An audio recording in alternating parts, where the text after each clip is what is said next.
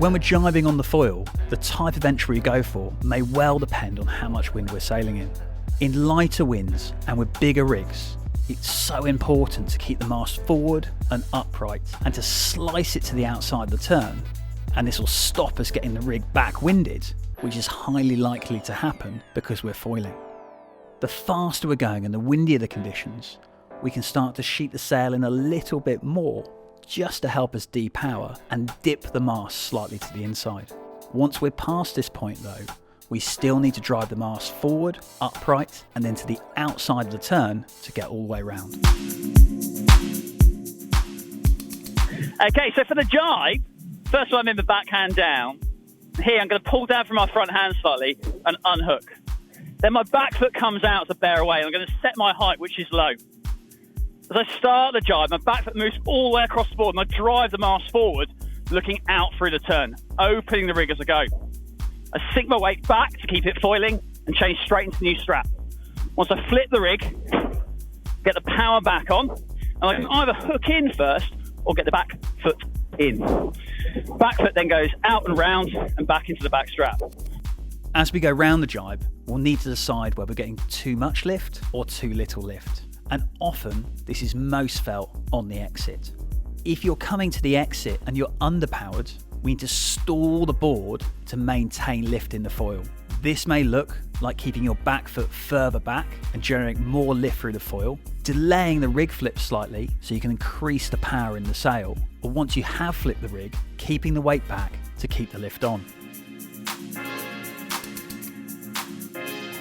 I'm going to unhook and sink my hips low.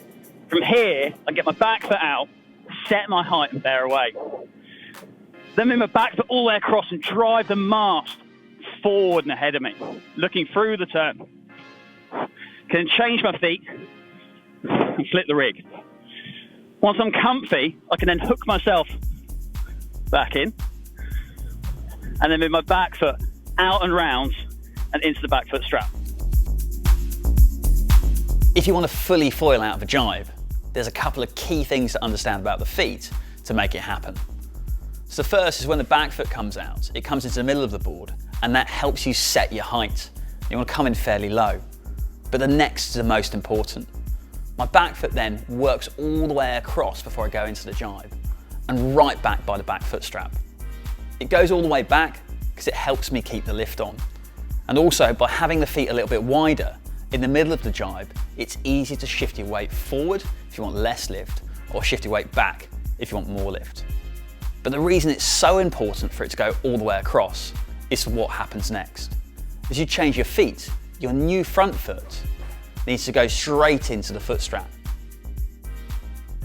If I've got my foot all the way across the board, this should mean that as I change the feet, I just have to send it forward and it will find the foot strap for me.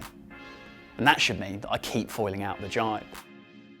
If I don't move that back foot all the way across my jibe, when I change the feet, I might stop banking, but more importantly, I'm more likely to try and fish around or miss that foot strap, and that's when I'm going to drop off the foil rather than come fully foiling out.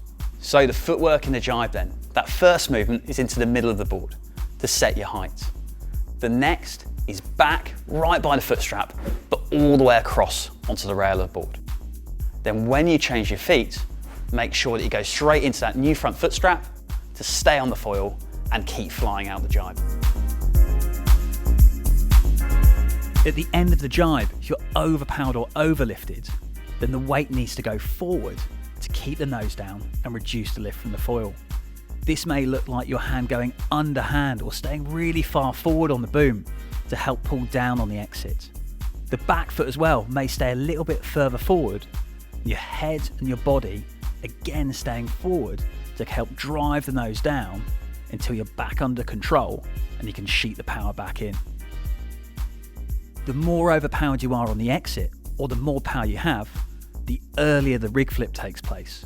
And this way, this takes the pressure out the rig and allows you to be going quicker, faster.